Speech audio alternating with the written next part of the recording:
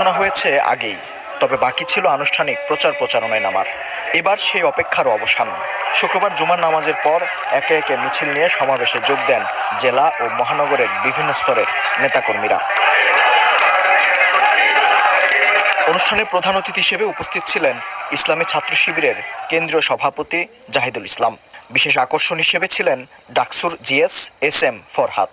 প্রধান অতিথির বক্তব্যে জাহিদুল ইসলাম বলেন, ইসলামী দল যদি ক্ষমতায় আসে তবে নারীদের সবচেয়ে বেশি সম্মানিত করা হবে।